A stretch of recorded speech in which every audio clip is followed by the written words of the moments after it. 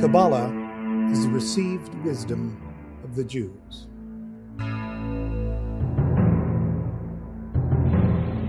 Qabalah is a perpetual background meditation upon the hierarchical structure of consciousness.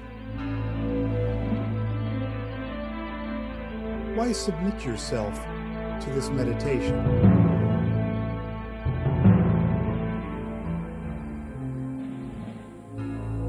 In order to upgrade your operating system until it becomes the perfect reflection of the universal consciousness.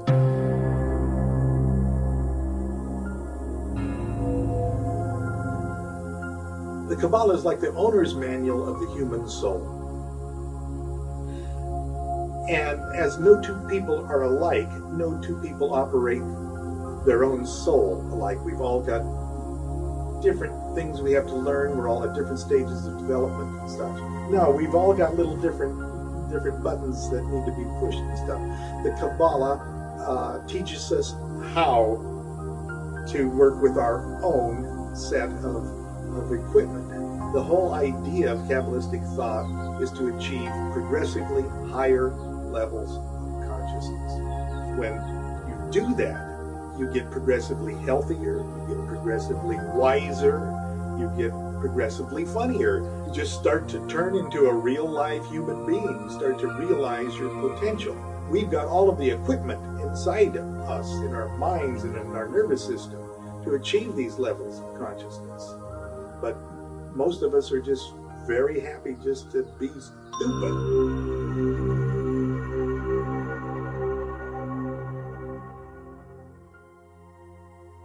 It has been a carefully preserved and jealously guarded science.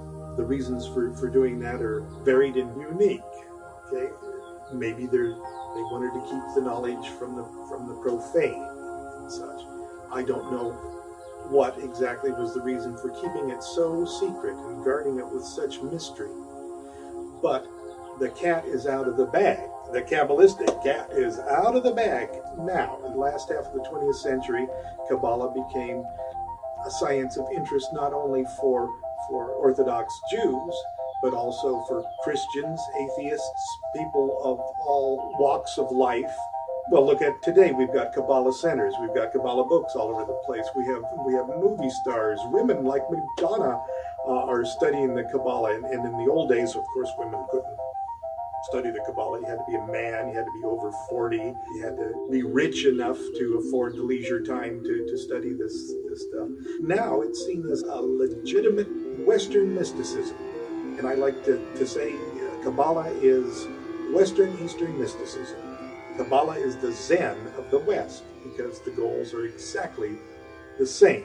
And that's spiritual enlightenment and a union with the supreme deity. The Kabbalist just goes about it a little bit different than the Eastern mystic. Eastern mystic gets real quiet and goes within and strips away all of these illusionary sensations and ego and all the things that we aren't, until there's only just pure self left. And when that happens, bingo, something snaps inside. They go a little crazy in a socially acceptable way, and all of a sudden there's no difference between the perceiver and what they're perceiving. Okay, they just become wall to wall. They hit this emptiness, but it isn't emptiness. It's just wall to wallness. Okay, the Kabbalists do exactly the same thing, or shoot for that same goal. Only they don't strip stuff away. They draw connections between that thing and that thing, and that thing and this thing and this thing and that thing. They connect everything in the universe, because everything in the universe contains the pattern for everything else in the universe. Everything is the reflection of everything in the universe. And so the Kabbalists just start, well, that's connected to this by means of these correspondences, and there's Kabbalistic techniques, real life ways that you can play with the thought of your own daily life. It's a way of looking at things. And sooner or later, you're going to get to the point of where you actually find your own place in the universe. And you'll have connected everything to everything else, and all of a sudden, You snap, you go crazy in a socially acceptable way, only you've hit divine fullness. You've got that same wall-to-wallness, the same level of consciousness, supreme enlightenment that Eastern mystics shoot for.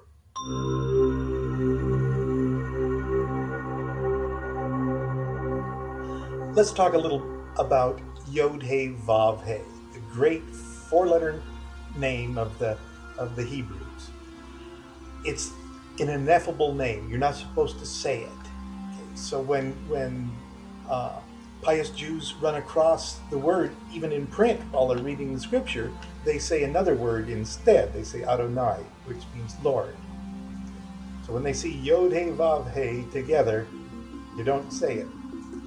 But it's ineffable for another reason, because technically it's a formula, not an anthropomorphic deity that we're talking about. And it's a formula that breaks absolutely everything in the universe. All energy, all matter, all forces, all levels of consciousness into 4 sections. Okay. Yod-He-Vav-He is supposedly the one God. So, in a sense, there aren't 4 parts of anything. In a sense, in the ultimate sense, there's only one ultimate absolute thing. But it's represented in 4 sections, 4 descending sections, if you will. So Yod-He-Vav-He. The Kabbalists look at all the world as being broken up into 4 worlds that correspond to these 4 letters of this great name.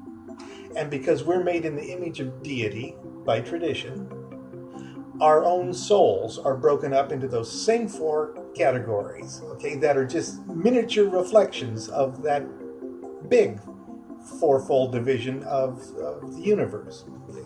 So we got 4 Kabbalistic worlds, 4 parts of the soul things. But let's just kind of look at these 4 Kabbalistic worlds first of all. The very top one is called Atzilith, and it's called the archetypal world. And that's really the real world, okay? The other 4 worlds under it are just sort of expressions of it. It's like looking at all those other worlds with darker and darker sunglasses, really. But the second world is called Braya, and it's called the creative world. The world underneath that is called Yetzirah, and that's called the formative world.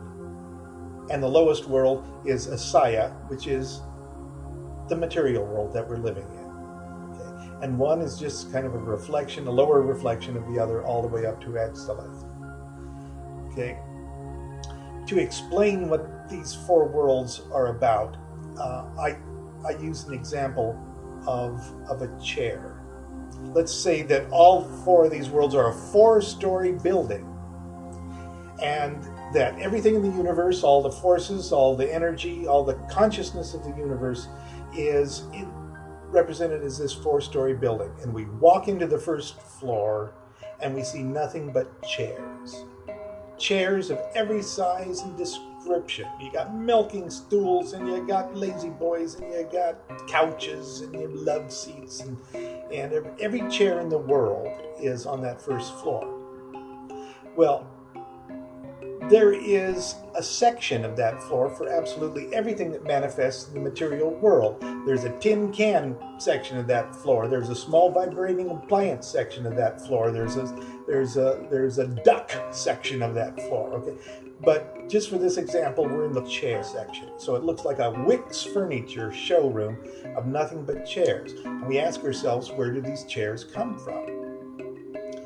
And we could say, well, the chairs come from wood and nails and upholstery and wool for the upholstery, but that's not true, because there's a wool section, there's an upholstery section, there's a nail section, and it's all on the first floor. So the chair itself as a entity didn't come from the first floor at all. It came from the next floor up. And so we get in an elevator and we go 1 floor up from the ground floor. And the elevator door opens, and we don't see any chairs here, but we see blueprints for chairs, like hanging from invisible wires all over the place. and there's no physical chairs, but there's these forms of chairs, because this is the formative world we're in, Yetzirah. Okay, and if we want to use the imagery of the Kabbalists, we actually see people walking around maybe in white lab coats, the people that drew these chairs, and they've got pens and pocket protectors and pens, and they're kind of nerdy kind of people, because all they do is draw designs for these chairs. So in Kabbalistic parlance, these are angels. They're nerd angels, okay, up there in Yetzirah. And it's their job to set the pattern for all of those chairs to eventually manifest on that first floor. Okay. Can you sort of see it going from the specific, to the general? Okay, where do these nerd angels get their orders? How do they know that they're supposed to be working on chairs?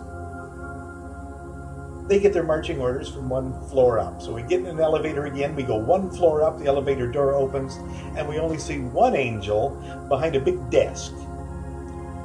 And this guy looks like Thomas Edison. He's the Thomas Edison of chairs.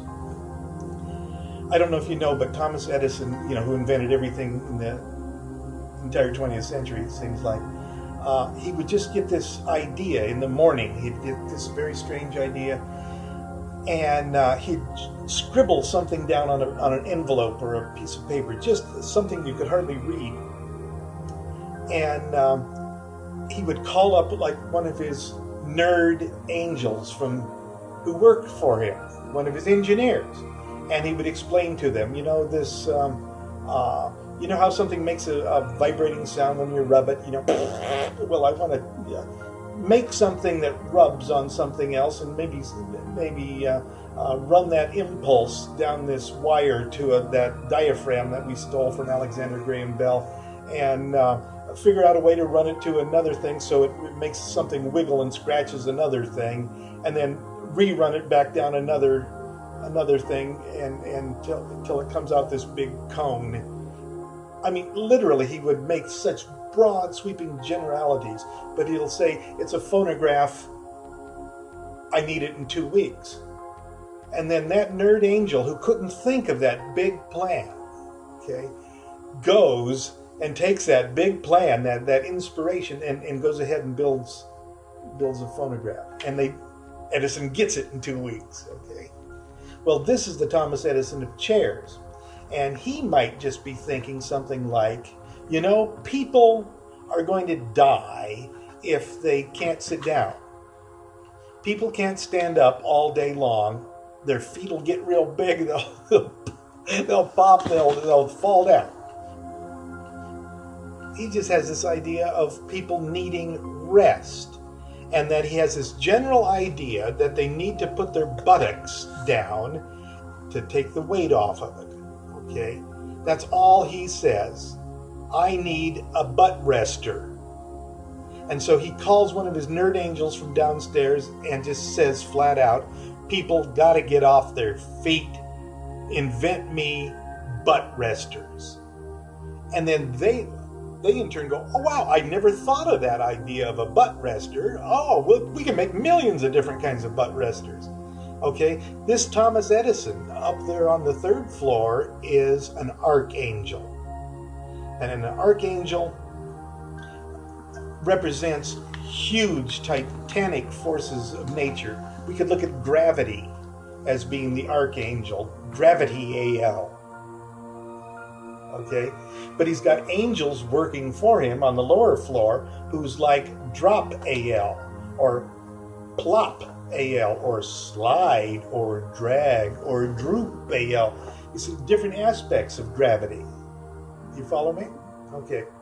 So that is the Thomas Edison of chairs is up there in Braya, the creative world, the archangelic world of the Hebrew Kabbalists. So you got Braya, the creative world, then under that Yetzirah, the formative world of the blueprints, and finally the world of chairs itself. but we got one more floor, and it's the very top floor, and in reality, it's the only real floor. Okay? And that's Atzilith, and it's called the archetypal world. And let's get in the elevator and go upstairs to that floor.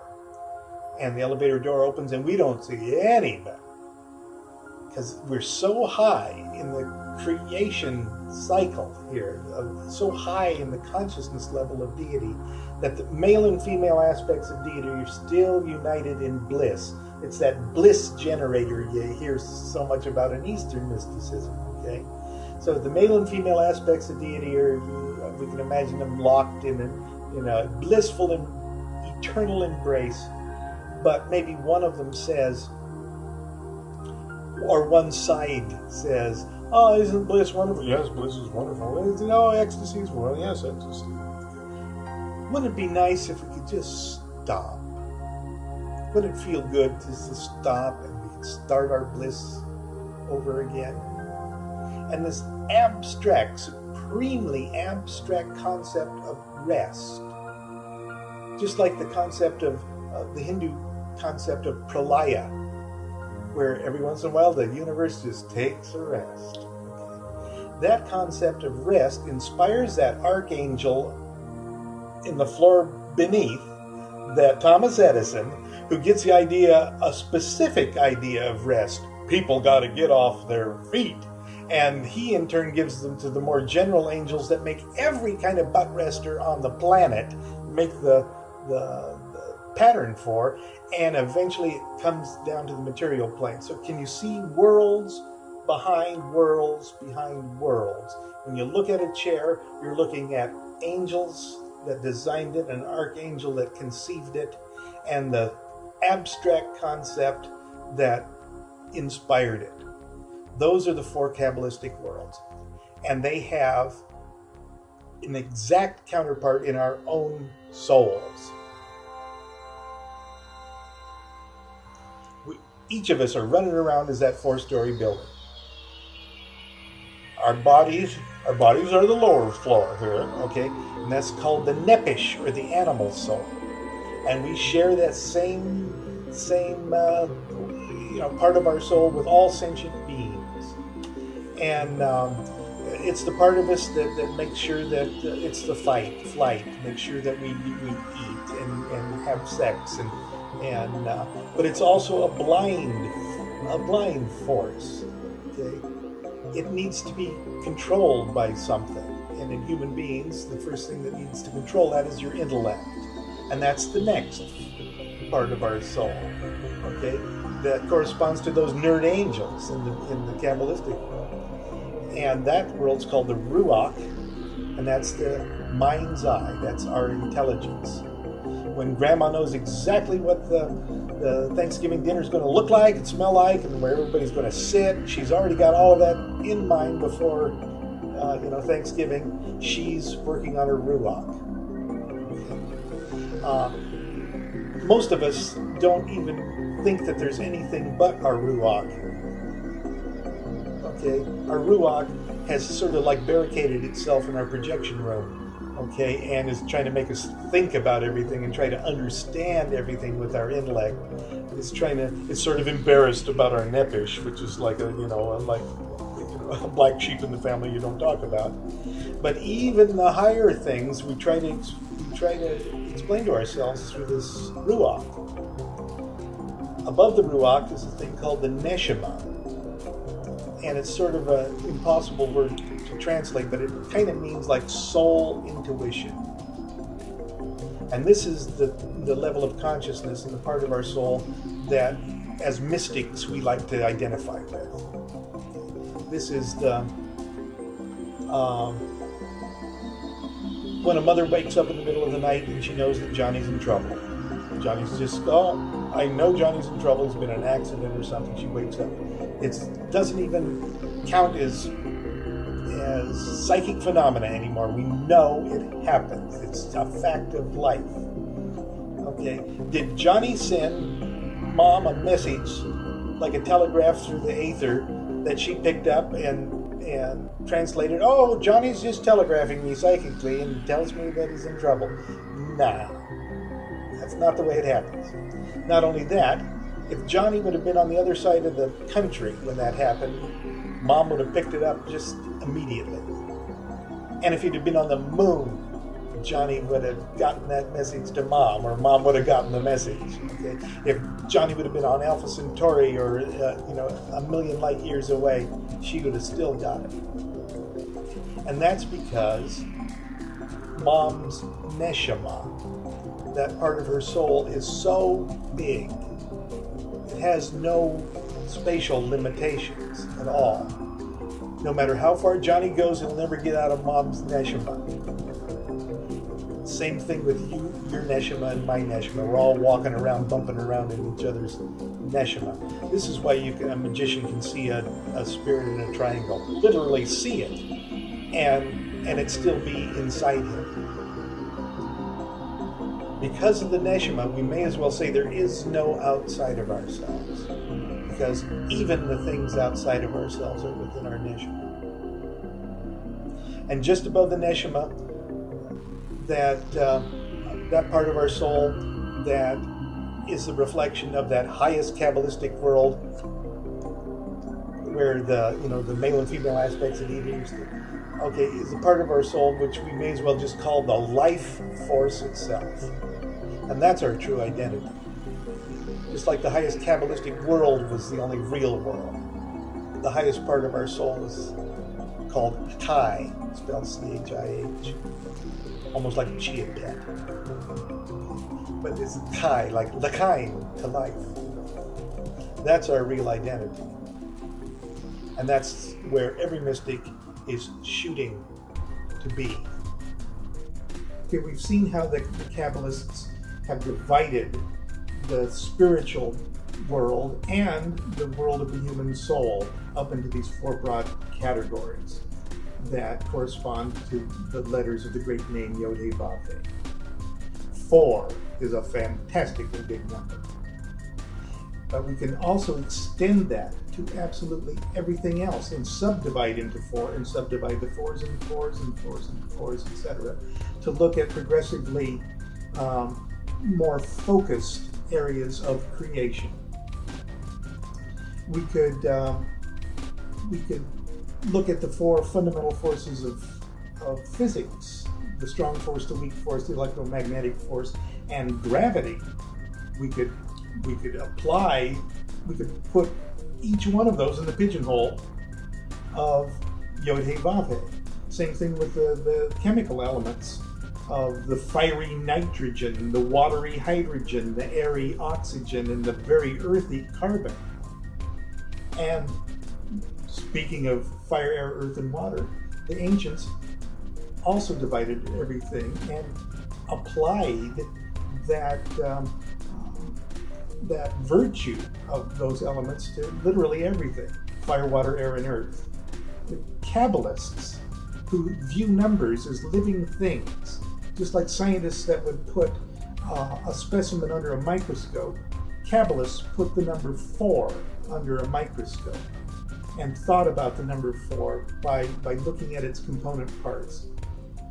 And one of the major ones they came out with was 4 is 1 plus 2 plus 3 plus 4, and all of a sudden equals 10.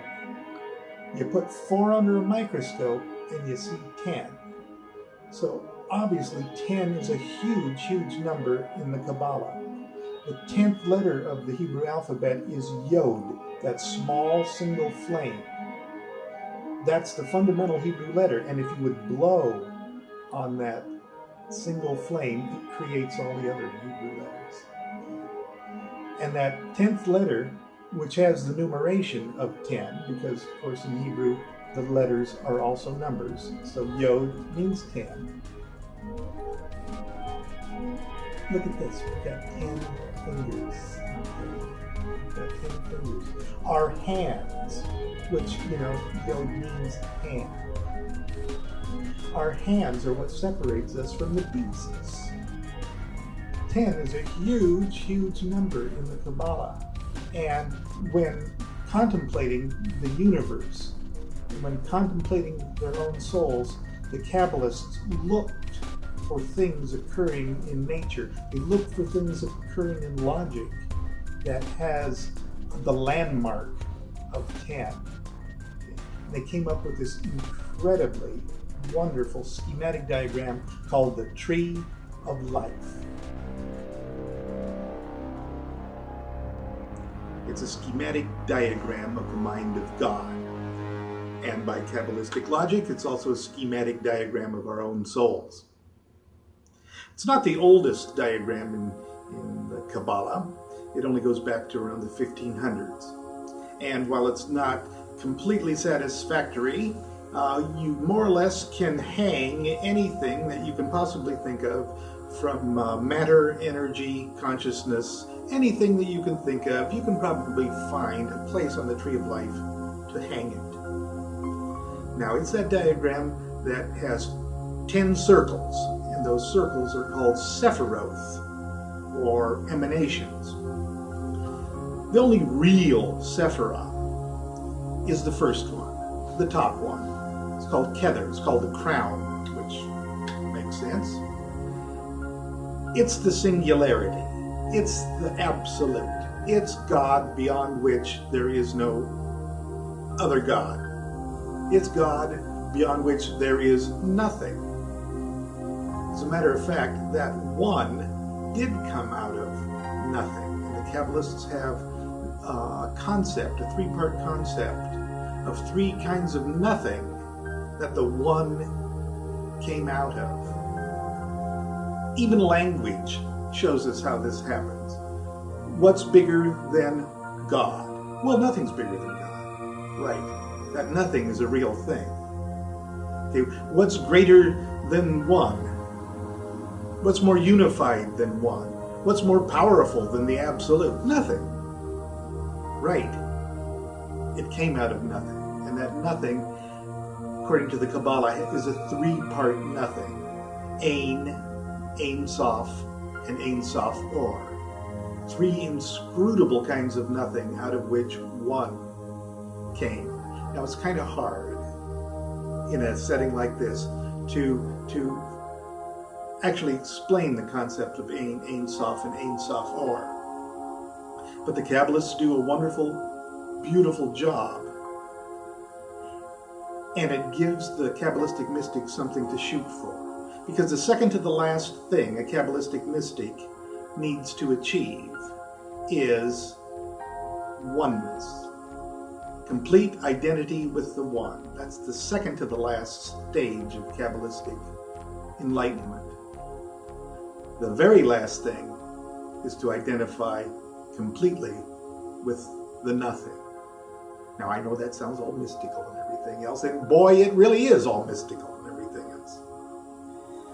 But let's go back to how this Tree of Life developed. This Tree of Life developed to show us all of these things we have here. These stars, these planets, these galaxies, these worlds, these elements, these rocks, these things, this stuff.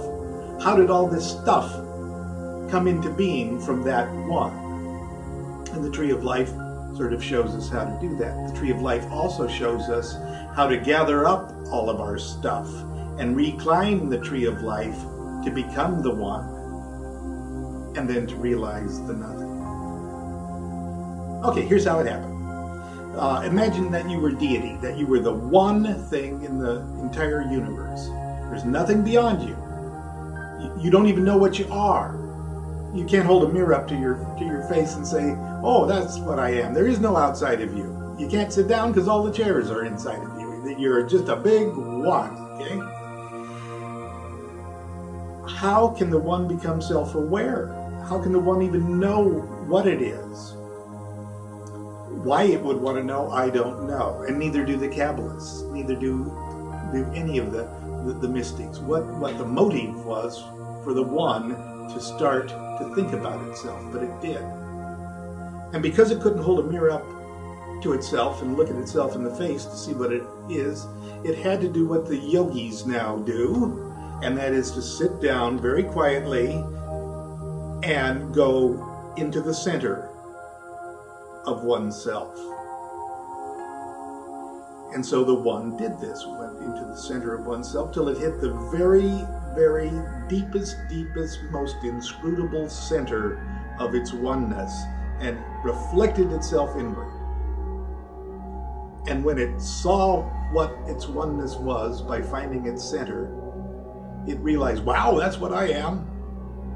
You know, boy, I'm really big, or boy, I'm really small, whatever it is, it's the biggest or the smallest of anything in the universe. And it reflected itself, and then created the second condition. One, the crown, created the second condition, two. And in the Qabalah, that Sephirah is called Hokmah, or wisdom. But something happened at that exact second that two was created. The third condition was created, and they were born at the same time. Sorry, you just can't have a two without a three. It's one, the reflection. Oh, that's what I am, the one said. Okay, that's what I am. A third condition, the knowledge of the self and the not self, and the knowledge that there's a difference between the self and the reflection. Created a third condition, and that third condition on the tree of life is called Binah, or understanding. As if, oh, I understand that I'm not the reflection, kind of thing. All of this is very, very subtle, and no stuff is being created yet. It just shows us that one cannot even be thought about unless you think about three things. On the tree of life, 1, 2, and 3, Kether, Hokmah, and Binah are called the supernal triad. And in a sense, it's a reflection of the three kinds of nothing that preceded one. Okay, that's a trinity unit. A supernal triad, 1, 2, and 3, a trinity unit. It really is a way of saying this is what one is. This is the Holy Trinity of everybody's choice. Father, Son, Holy Ghost, Brahma, Vishnu, Shiva. It's the three in one. Well, that Trinity unit did the same thing that one did when it reflected into two. A second Trinity unit is reflected from that first Trinity unit, and it flips, creating the numbers 4, 5, and 6. And the same thing that happened when 3 was created out of 2, same thing happens on the tree of life and with Trinity units, and a third triad is then replicated beneath that, creating 7, 8, and 9. It's very, very, very clean now. We've got 3 Trinity units going from 1 to 9. And the whole thing attempts to start over again, literally grunting itself, pinching its eyes to try to replicate that pureness of the one again. And number 10 was formed as a reflection of a reflection of a reflection of the one. And that number 10, Malkuth, the kingdom, is the material plane and human existence. The ancient Kabbalists projected upon the Sephiroth what they call planetary spheres. Now, they're not quite like the planets themselves, which the Hebrew alphabet takes care of quite nicely, thank you, but planetary spheres, as if the quality of the planet was what was being represented. All things martial, all things Jovian, all things solar. Now the ancient Hermeticists, in a geocentric world view, saw the world being surrounded by planetary spheres, the spheres of the planets that enclose the world like layers of a glass onion. And there were 7 planets, including the sun and the moon. Now, even though that we know this is not astrologically correct or astronomically correct, it is still hermetically correct, because these 7 spheres represents all things of that quality. And on the number 1, there were no planets. Okay, that was too inscrutable. As a matter of fact, even number 2 was too inscrutable to assign a planet to, and they assigned the sphere of the fixed stars to. Number 3, however, even though it was still the supernal triad, still above this inscrutable abyss that separates the supernal triad, the ideal, from the rest of the tree, the actual. Number 3, they assigned to Saturn. And Saturn wasn't a god. Saturn was a titan. And Saturn ate his children. And as long as Saturn ate his children, there was no creation. There was no evolution. But once he was tricked with a stone, his wife tricked him and gave him a stone instead of baby Jupiter or baby Jove. The tail came out of the mouth and number 4 was created. And who is in number 4? The god Jupiter, the creator god, the demiurgos. And Jove is just a couple letters off from Jehovah. Okay, both the so-called creator gods. Well, from our point of view, that's about as high as we can see, is this creator god. But they order the universe. And all of the other brothers and sisters that were eaten before Jove, they also were thrown up after this event. And they all came out of Saturn, and they all plopped their way down the tree of life in order. Mars for number 5. Sol for number 6. Venus for number 7. Mercury for number 8. Luna for number 9. And number 10 is the Earth itself, almost created as an afterthought of creation.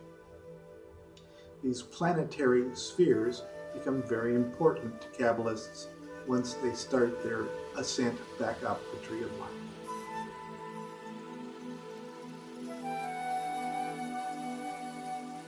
Kabbalistic tradition informs us that in the beginning, the Creator created heaven and earth.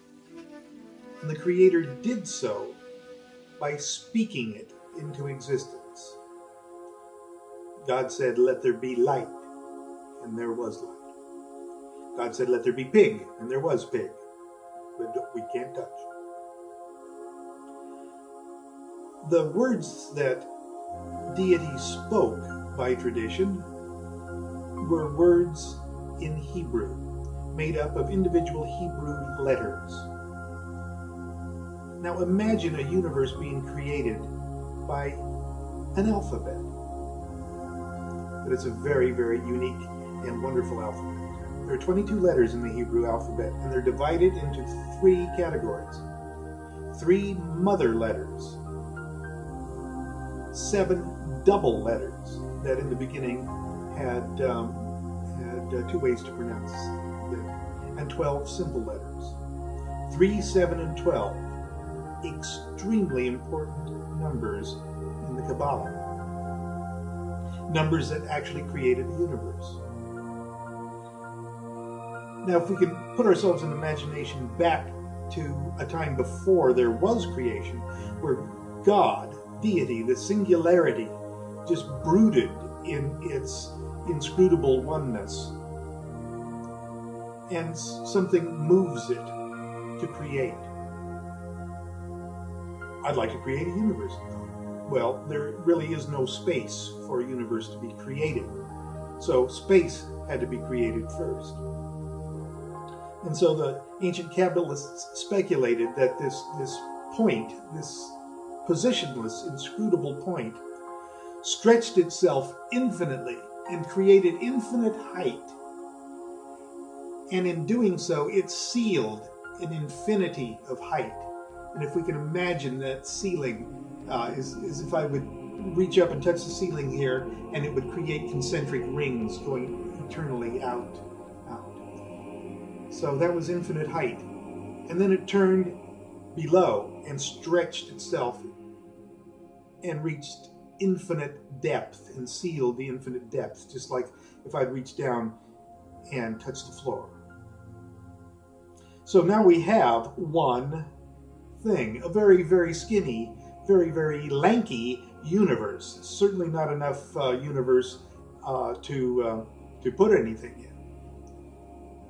So it reached to infinite rightness and sealed infinite rightness, just like if I would seal this wall over here. And it reached to infinite leftness and touched and sealed the infinite leftness, just like if I touch this wall. Okay, now we're getting somewhere. Okay, we've got length, okay, and width. Okay, it's a very flat universe. We can't really create very many things yet because there's no depth yet. So to do that, deity extended from that central point until it sealed infinite frontness, and extended backwards and sealed infinite backness. And what we have is up, down, right, left, forward, and backwards. Now we have the potentiality for space and time. And look at the landmarks that created this infinitely expanding space. 3 mothers. Up, down, right, left, and front and back are attributed to the 3 mother letters of the Hebrew alphabet. And look what we've created with all of those intersecting infinities, top and bottom, right and left, forward and backwards. We create an infinitely expanding cube. And with the deity as the center and the 6 faces of this cube expanding infinitely, we have the 7 double letters of the Hebrew alphabet. When we look at that cube, we see that there are 12 edges, 12 landmarks of that cube. 3, 7, and 12 created the universe.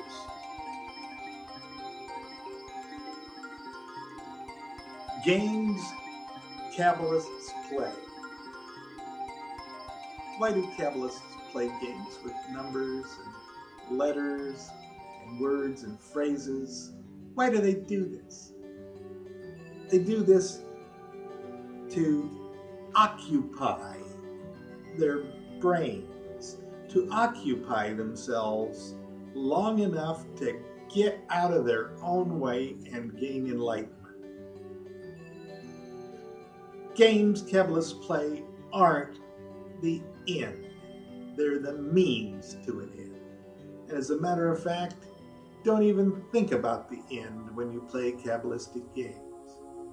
They're just certain kinds of ways to occupy your mind on something that is universal, something that is perfect, something that is gloriously of the reflection of deity. But it's just to occupy your mind while you transcend your mind. In other words, you go crazy in a socially acceptable way. And that craziness is really enlightenment. Now, a perfect example of this is what they call the Shem Hamfarash, which literally means the divided name. The word Jehovah, or Yod He Vav He, it is such a big, big number. It's such a big, big formula in Qabalah. Yod He Vav He, if we add the letters together, adds to 26. And there's all sorts of ways you can explore Yod He Vav He and explore the number 26. You can play wonderful Kabbalistic games until you just go a little bit bonkers exploring all of these things. Wonderfully bonkers. But 26, there's only so much you can discover with 26 before you start getting bored. And somewhere back in the mists of Kabbalistic history, there was a Kabbalistic university where people were more or less encouraged to just think about these things. And so they got a little tired of 26, so somebody said, okay, you guys, let's look hard at Yod He Vav He and see if we can put it under a microscope and see if we can come up with new numbers, new things that will tell us even more about the details of the nature of deity. And so some smart student came up with the idea, well, let's put it in a little triangle. Let's put Yod, then Yod He on the next line, and then Yod He Vav, and then on the next line, Yod He Vav He. So it's Yod, Yod He, Yod He Vav, Yod He Vav He, Ragmop, as the old song went. Then, when they did that, they added the total of the letters, and they came up with this number 72. Now 72 is kind of an interesting number because it represents, to an astrologer anyway, 72 periods of 5 degrees that more or less pinpoint where anything is on any given day of the year. So in other words, if they could find some way to connect 72 with Yod He Vav He, 72 with Jehovah, then they would know which component part of Jehovah rules any given day.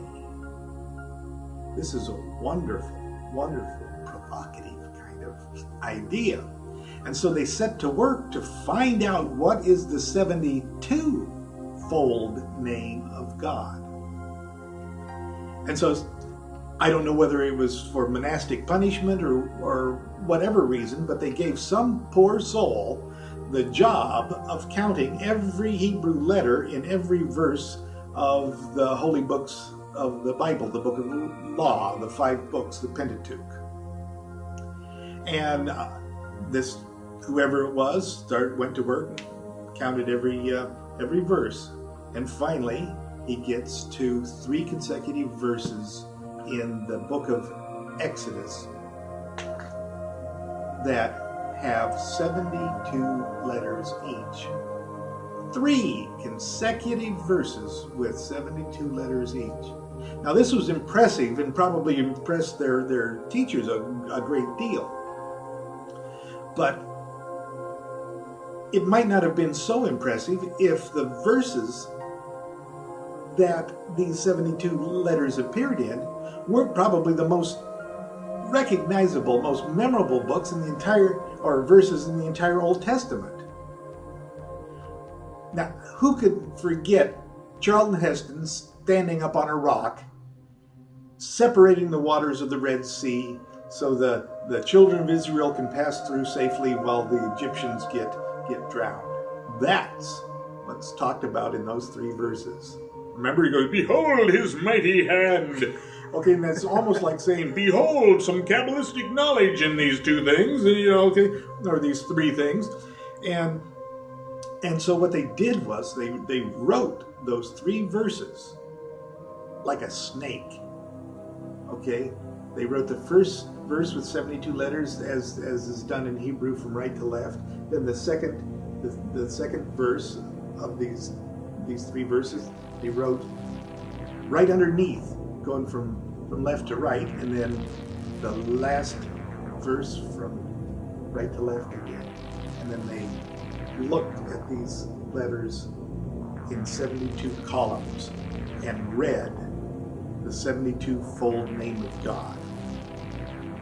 Pretty impressive, okay? So instead of saying Yod He Vav He, which they don't say Yod He Vav He, the 72-fold name of God would be pronounced, well, you'd have to really take a real big breath in order to actually say that. But each one of those, okay, then they allotted that. They allotted each of those sections, okay, to 5 degrees of the zodiac.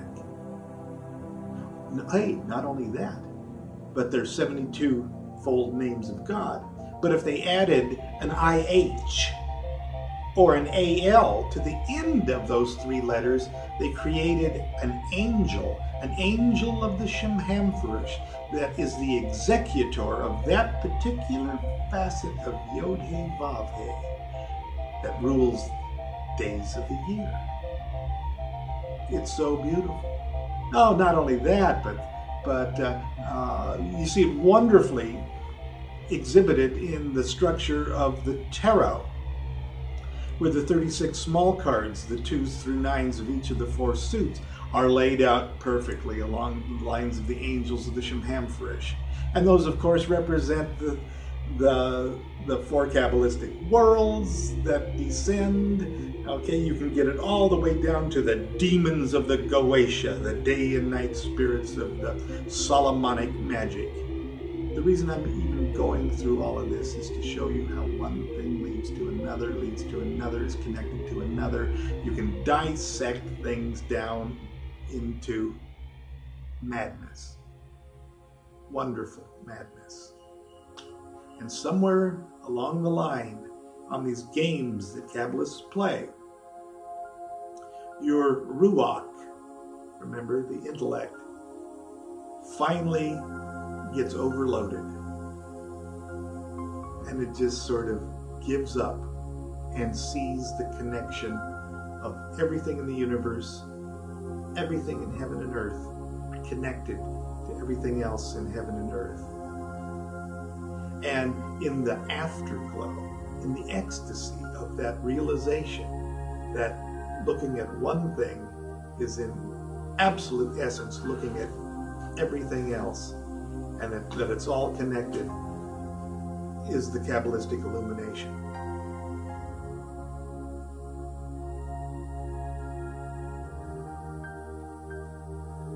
Now that we've seen how the Tree of Life is constructed, and how the invisible has become visible down here in the world of 10. Now that we know that it is our mystical duty, our personal spiritual duty, to climb back up the Tree of Life and eventually gain union with Godhead, how do we go about that? The Qabalah has many techniques and a wealth of traditional literature that symbolically give us hints on how this is done. But the simplest way to explain it is to look at a tree of life, just like you've drawn here, and to turn it into a Kabbalistic fairy tale. A fairy tale that is very, very familiar to all of us. But let's say that in this fairy tale we have a king, a queen, a prince, and a princess.